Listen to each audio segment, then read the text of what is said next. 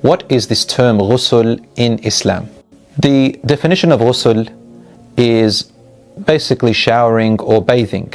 However, we use the term ghusl in Islam to refer to a specific process after a particular activity or practice.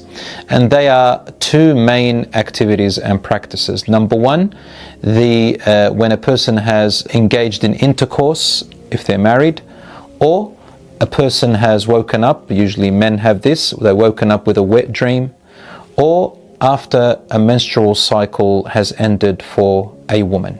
Then you do a process called ghusl, which means showering or bathing, before you will be allowed to recommence praying salat. Ghusl has to have the right intention. So when a person is going to wash themselves in a bathing process or showering, they've got to have the intention of why they're doing it.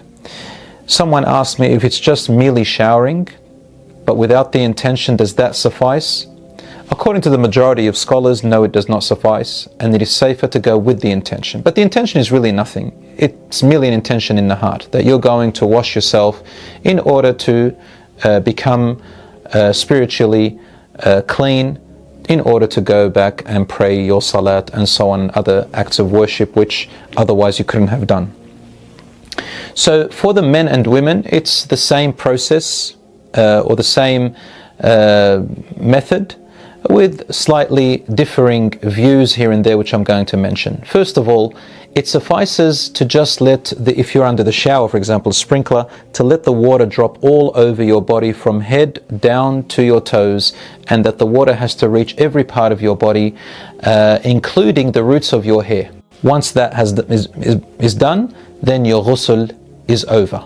Now I come to the Sunnah way, the recommended way that the Prophet, peace be upon him, taught us to do the ghusl, which will give you more hasanat just for following the way of the Prophet, peace be upon him. Obviously to us, ghusl is a form of worship because we do it for the acts of worship when we pray and so on. So the way the Prophet, peace be upon him, used to do it, according to the authentic hadiths of course, is that he would crouch in his place, and then he would spill water, and the first thing that the Sunnah says is to wash with your left hand the private areas, the private parts. After you've washed the private parts with your left hand, then to make wudu, say Bismillah and make wudu. Now some people might be asking, hold on, can I say Bismillah when I'm naked? Can I say Bismillah if I'm in the toilet or bathroom? I say to you, yes, you can say Bismillah, but it is better to say Bismillah before you take your clothes off or before you enter, and that would suffice inshallah. And if you don't feel comfortable saying, you don't have to say Bismillah. The point is, make wudu per normal. The Prophet, peace be upon him, is to make wudu and leave his feet to the end. Why? Because of where he is standing and where the water ends up spilling, because there will be dirty water around his feet, and he would leave it to the end. But for us, just under the shower, the sunnah is to make wudu fully, and then wash your head along with your hair to the roots of your scalp 3 times.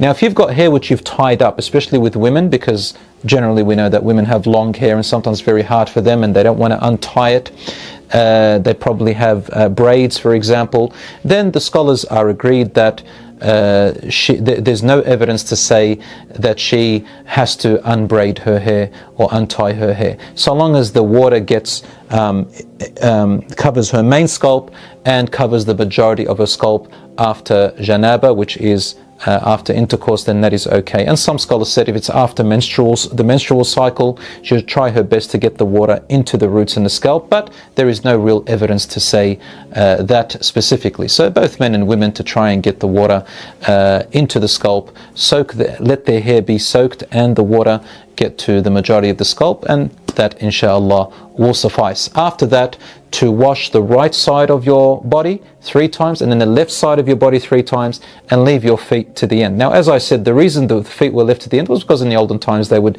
be sitting or standing, crouching in one place, so the Prophet, peace be upon him, left his feet to the end in order to wash off all the residual and the water that had spilt down. But for us, I think you understand, for those of you who have showers and sprinklers, just having the water drop on you is enough. Now last question, do you have to make wudu in ghusl, or does ghusl suffice and cover your wudu as well? Is it a package or all together, or do you have to do them separate? The correct view, brothers and sisters, is, and the safest one, is to also make wudu.